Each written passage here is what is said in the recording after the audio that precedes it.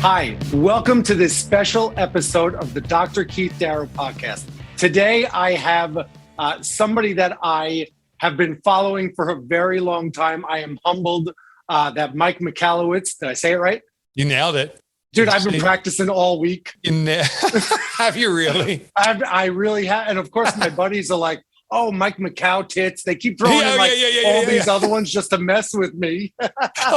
You got good friends. I love it. I do. I have very dear friends. So I wore for you today. First time I'm ever wearing it though is my pumpkin tie. Mike, I started with Profit First. Yep. I moved on to Pumpkin Plan. I am adoring Get Different because it's a message. It's so awesome. It's a message that we have been preaching in our industry of hearing healthcare for many years. Between Profit First, Pumpkin Plan, you got to cut the pumpkins, you got to be different. So I just feel like you and I are sort of business soulmates. Kindred souls, baby. Exactly. And just so you know, I know you're from the northern New Jersey area? Yeah. You from Jersey? No, God, no. I am from Staten Island, so you could go ahead and say the same thing to me, I guess. Oh, Staten. Saturday Night Live just did a video about Staten Island. Hysterical. Yeah, I don't want to kill my listeners' ears. Otherwise, I would go into my rendition of the Walkin' in Staten. Yes, that was a good time. So look, I want to just give you your due, which is you've written a bunch of books. I love all of them. You have sold companies and made millions, and then you lost it all. Mm-hmm. And that's one of the things that I appreciate you is your brutal honesty about the path that you have been on. So tell me what that's like. I mean, I haven't hit that sort of rock bottom. That's got to be pretty scary. And I think there's a story about your daughter giving you the piggy bank. So what happened? Yeah. And I wish upon no one. I hope you never experience it. But maybe there's a necessity that I did, and some of us go through it. I thought it was hot shit. I had built and sold 2 companies. I was really cocky. I felt like I was walking in Staten here in New Jersey. And I decided that to maintain my new lifestyle, I needed to start another business and grow faster and bigger than ever before. So I started a business as an angel investor. Did not know what I was doing. I was horrible at it. It took me merely 2 years. I wiped myself out financially completely. And it's a weird phenomena. I've heard others go through this too. You see your bank account dwindling and logically it's all going away, but emotionally I can't accept it. I actually doubled down as I'm collapsing. Ooh. And someone's going to buy this. It's going to turn around. I lost everything. And I had to come home to my family. This was back in 2008 to tell them we were going to lose our house. I spoke to my accountant. He said, you can declare bankruptcy. He goes, you can liquidate your remaining assets and start new. And I thought it was my responsibility to not take advantage of my creditors who don't even know who I am and declare bankruptcy, but to pay my dues. And I came home sobbing because I was so ashamed that I lost everything. And I remember my daughter and my 2 sons, my wife, were sitting at the table. We're going to have dinner together. Food was cold. They had been waiting for me. I looked my daughter in her eyes, and I said, I can't pay for your horseback riding lessons, which were $20 a lesson. And as I said this, she went running out of the room. Everyone was crying and no one knew what was going on. It was such a shock to them. And I thought my daughter was running away because I wanted to run away from myself. Of course. She ran to her bedroom, grabbed her piggy bank, and she ran back to me. And I'll never forget, she looked me right in the eyes and she goes, Daddy, since you can't provide for our family, I will. And she said, use this. And I get emotional still thinking about it, that she was willing to make that sacrifice, her life's savings. She was trying to save for a horse. Some people ask me, did I use that piggy bank? No, she kept it. But it was a wake-up call of the century that I needed to figure this out. I devoted my life, not in that moment, but from that point forward, I will eradicate entrepreneurial struggles for myself and for everybody that I can serve. And that was actually my follow-up question, which was, what is your why? What did that mean to you? And how did you start to turn it around? I mean, how do you get out of bed the next day?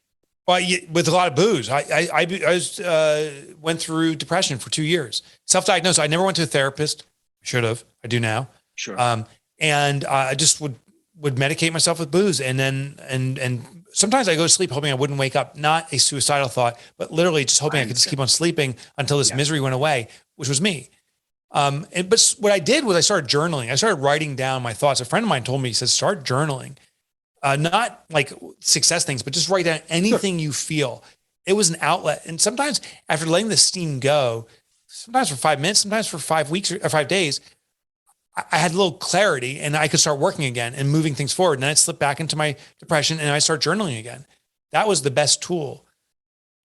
I now feel on a life's mission. I actually have it on my wall here. It says eradicate entrepreneurial poverty. Yeah. I got to fix this honestly for myself. That traumatic experience for myself is so rooted in me. I got to fix this for me. I got to fix it for anyone I can serve. And that's what I'm trying to do. That's an amazing story. So then how do you get to your first book? I mean, how do you go from that? How do you start to build back? How do you get to book? How do you get to where you are now? Yeah. You're a household name. Not that people can say your name. Maybe your household. I don't have a household name. Definitely my household. Right before we got on, my wife called me. I'm like, what are you doing? I'm about to get on with the pumpkin guy. She's like, oh my God, I'm so sorry. That tool? Is he a new buddy of yours from Staten? Exactly. How I got started was actually that journal. So I started writing down things I didn't understand about entrepreneurship. And I was like, I should have been profitable and I wasn't. What's wrong with me? And then I said, oh my gosh, there's this formula that says profit comes last, and last means not important. First is things that get done. What if I put profit first? So it was things like that. I started writing down. I will tell you, I still had to survive. I still had to make money. So I started doing any gig I could, really consulting gigs. A friend of mine needed a loan. He was applying for a major loan for his business. And he says, hey, do you want to do a loan application? Never done one before. He's like, some guy quoted me 15,000. If you want it, you can do it. And I said, 15,000 works for you. That'll cover me for 6 months. I'm in. And I was sitting there writing loan applications for him while writing notes about what I didn't understand about business. I also set a vision for myself of writing a book because I noticed in this journal, I have so many thoughts here. Maybe this could be of service to someone else. So I started compiling a book. I will tell you another thing that worked to my advantage is I didn't really know how quote unquote difficult it is to be an entrepreneur. So I went in blind, which was the greatest thing. Because if I talked to other authors, I would have been dissuaded from ever doing it. Right. But I went into it. And I also met with Tim Ferriss by chance. We were on a television show that I got on by chance. Love that guy. He's awesome. He's so awesome. Freaking awesome. We're in the green room. And then I'm sitting, I have even a picture of my house, sitting across the table from Tim Ferriss. He had just written 4-Hour Work Week. So he was just hitting it big. And he was doing the interview circuit. And I said, hey, man, can you make money selling books? Because everyone else told me you won't. And he looks around and goes, are you fucking kidding me? He goes, you can become a millionaire writing books. I was like, thank you. And you can become a millionaire writing books. Now, are you suggesting, because I think here's where the misnomer is. Are you suggesting you've made millions off of the sale of the book or what the book did to build your trust and authority?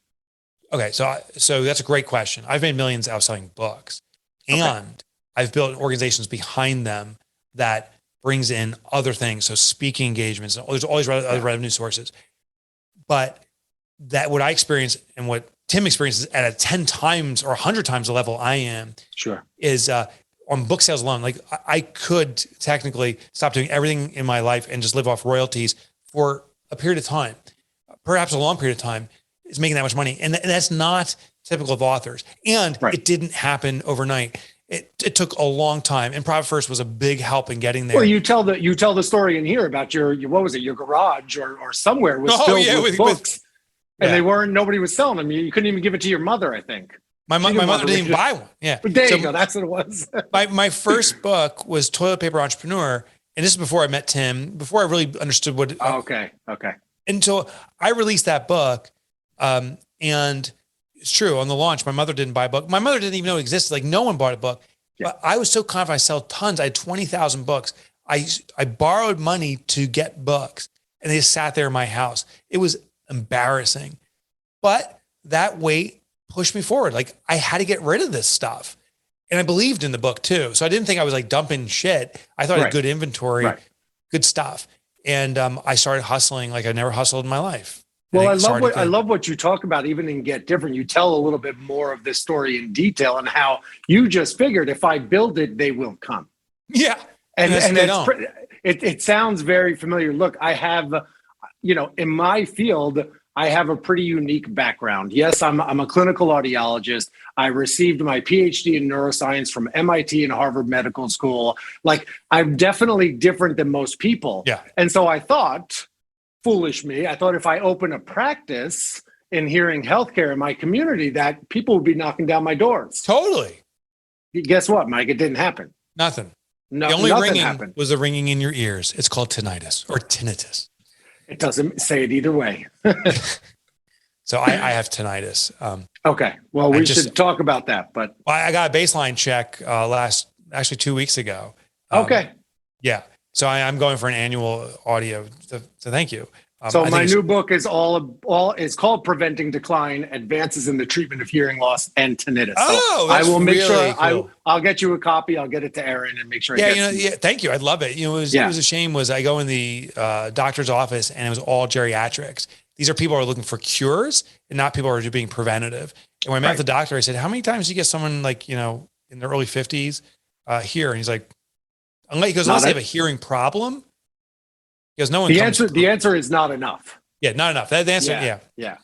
So, okay. All right. I don't want to get too derailed with the ringing in your ears, but I really, what I want to talk about, because it's very applicable. I mean, it's applicable to everybody. It's applicable to every business, but when I look at hearing healthcare, which is the field that I'm in, we have a consulting business. We work in this. I've seen it in my own practice. Is in terms of pumpkin plant, how do you come to making those decisions of cutting the pumpkin, right? Oh, yeah.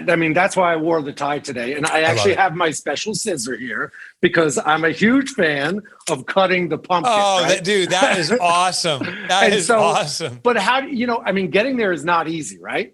Yeah. And what is that like for you even today with dealing with some bad pumpkins because you're trying to grow the prized one, right? Yeah. So the idea of the pumpkin plan is to grow your business. It's about selectivity. You actually grow by saying no. It's our discipline of declining things. Mm-hmm. And it's different in the very early stages of the business. When you're first starting out, you got to say yes to everything because we're in survival mode. But to get beyond survival and really to be healthy, we need to be selective, have the right nutrients. And it starts off with great customers. In any business, audiology is included, there's great customers and there's bad customers. The cost of bad customers is tremendous. They are not good profit centers. They don't make money. They bitch and moan and complain. And the emotional cost, I'm trying to go to sleep at night. I'm pissed off about this customer who just sucks yet again. Instead of, my analogy at the university, I teach at a university. My analogy has always been the 5% of the trouble students take 95% of your time. Yes. And as I was listening to your book, I'm like, that's it. That's it right there. I thought about it in terms of my students, but I never thought about it in terms of my practice and my patients. And it wasn't always the pain in the butt patients, because we have those, but there's also sometimes thinking about working with perhaps we have these third parties, we have these discount programs, we have Medicaid, right? I mean, so of course we want to help everybody, but can you? No, you can't. Well, if you try to serve everybody, you start diluting your ability to serve anybody. Yeah, there you go. Because you're not. So what we have to do is get rid of the bad customers. When I'm saying they're bad, they're not bad people. They're bad fits. Yes. They're bad fits. And how you do this is you fire customers. What this does is it starts availing more space. Now, in certain businesses, you can't just go to customers and say, I can't serve you anymore. In my business, in the consulting side, for example, that's exactly what you do. You say, can't serve you anymore. We're done.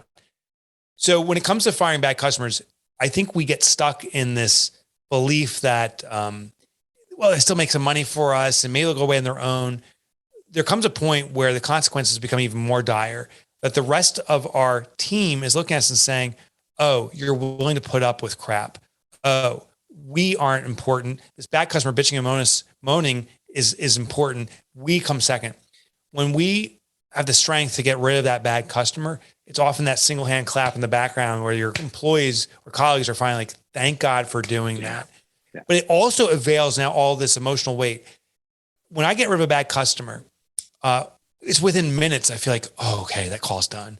All right, march forward. It's such a relief, isn't it? Yeah. Never have to worry about them again. And it doesn't happen often now, but maybe once or twice a year, there's someone that gotta get rid of them. And I willfully do it. It's an uncomfortable conversation at times, but it's necessary. And the best thing is those people that I followed up with landed often in a better spot. So we have a term, the term in our practices and in our consulting is, and people laugh at it, we're freeing your future. Yeah, right. Right. Because it's not a good relationship for either of us. There's no way that I'm losing sleep at night and you think everything is peachy keen. That's right. That it just doesn't work that way. And then of course, everybody hopefully lands on their feet and it turns out they find a better fit for them. We're not all meant for each other. That's correct. Right. Whether totally it's a customer, a client, friends. I mean, that's just the way life is. You have to be picky. And in business, you can't be all things to none. I know I only have you for a few more minutes, so I would really like to talk about this concept of Get Different. And if I could tell you a little bit, and I know you said recently you went in to see your hearing healthcare provider. Kudos to you for doing that. One of the things we're dealing with is there's a lot of outside sort of competition, pardon the pun, but there's a lot of noise in hearing healthcare, especially with over-the-counter hearing aids, this and that. And so what we've been stressing for years to our clients, and one of the reasons, look, our practice is the #1 rated hearing healthcare practice in America. So we've done something right because what we've done is we have been different. What are some of the principles that you can review for people that are listening and how they can be different and not worry about what's not in their control? Yeah. So the core framework of Get Different, it's called DAD, an easy to remember acronym, stands for the 3 stages or the 3 elements you need to check off for your marketing, your outreach to be effective. First, it must differentiate. And to your point, you do need to break through the white noise that's out there. The human mind is very great or very good at ignoring things. So if we see a stimuli that's not relevant to us, we'll mark it and categorize it as not relevant and ignore it going forward. One example is if you ever received a "Hey friend" email, Keith, it's like the first time I got one, I was like, oh my God, this friend, who is this? They're so friendly. They don't even use my first name. I love these guys. Yeah. And then I was like, oh, it's smarmy marketing. Second one I got, I barely paid attention, but I was like, oh, maybe. Third one, I've never read one again. They're all in the spam box. Right. That's called habituation. Our mind is really efficient at discovering what's irrelevant and ignoring it. Therefore, if the best practice in your industry is to market a certain way and everyone's approaching your prospect through a postcard mailer or through that email blast, that is unlikely to be successful because you're in with that noise and they've already been programmed to ignore it. So first, break the pattern, do different, do something that's unexpected. I'm not saying outrageous. Like, I'm not saying you got to dress like Bozo the Clown and go walking around with those big floppy shoes and the yaka yaka horn. I'm simply saying you got to do something that makes the customer do what was that? Double take. Yeah. I'm sure you know the Mark Twain quote, right? When you basically, I'm paraphrasing, when you see everybody going in one direction, it's time to pause and reflect. Yeah, right. Yeah. Really, like, why is everybody going? And if everybody's going that way, maybe I should go that way. Right? Exactly. I mean, in my field, and I mean, you probably know the number of how many small business owners there are in my field. There's 42 million patients that need help. I can't help all of them, right? But I can help a subset that meet our core values, that meet our patient profile, that understand that we provide a real value and a real service. We just have to get that messaging out there. And they need you. Thanks for the rallying cry. Like, we have responsibility to market. If you are better than the alternatives for that customer base, damn it, we got to get in front of them. So you do it by getting noticed, by being different. The second element is you also must be attractive, meaning the market you're speaking to has to look at this and say, when they do that double take, oh, that's for me. So speak their language, invoke curiosity, entertain or educate, but give them a compelling reason to stay engaged with what you're presenting. Once you've differentiated to get attention, you've now attracted to keep them engaged. The final stage is to compel them to take an action. That's the direct stage in DAD. We tell them specifically what to do. And the key here is it must be reasonable and safe. I can't say, hey, you want to get your ears checked? You want to get your hearing checked? Send us a deposit for $5,000. We're the best. Yeah. Never going to happen. It's too risky. But the other mistake is ambiguity. Like, oh, hey, you want your hearing checked? We wish you good luck with that. Like, what? Tell me what the next safe and reasonable step is. It may be, give us your email and we're going to give you the 5 things to check in on where you can kind of self-assess some of the basic stuff you should be capable of doing at this age or whatever.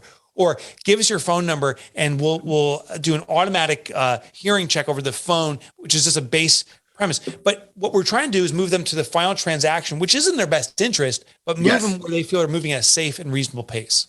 I like that, safe and reasonable. And I know what we try to do, I think the way we've termed it is remove risk. Right, there you go. Yeah. Right. I mean, kind of the same potato. So I love that. That's your lesson. Again, a couple minutes left here because I know you got a big event tonight. A few questions I have to ask you. Number one, you're inspiring because you're yourself. You are Mike Michalowicz, and you're unabashedly you.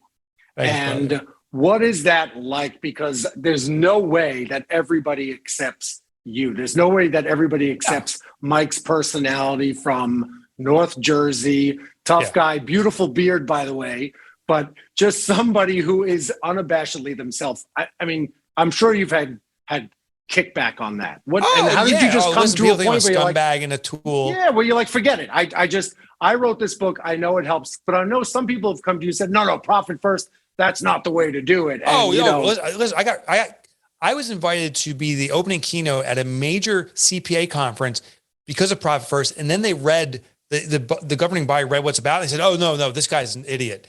No, he can't be here." So what's that like? I can't say it's water off my back. Sometimes I sit there and go, maybe they are right. But I will tell you this: they are right from their perspective. Like, I am not made for everyone. But I'll tell you, if I try to placate to everyone, then I serve no one, like we were talking about earlier. Yeah. So I know that stuff, and sometimes I feel it, but I don't know, maybe it's a little bit Zen. Like, I just know that. Well, look, we're only human, right? I mean, it's not something I'm proud of, but I know that a lot of the ways I view treating patients and the importance of it and the value of it and how we have to really get patients to understand has been met by a lot of resistance. I mean, I've been kicked out of Facebook groups. I've been kicked out of this. Yeah. But I'm okay with it, right? Because I know at the end of the day, my last book was read by over 100,000 patients, and the reviews came in. Those patients started treatment. So I sleep at night knowing that, right? Yeah. And listen, I just say, I reject other people. I hope I'm kind about it. I don't get in their face, but I'm like, this person totally ain't for me. Okay. Yeah. So I get it. So, all right, last question, because I'm going to respect your time here. I usually ask people what their favorite movie is, but no. Terminator 2. I'm sorry, go. What was it?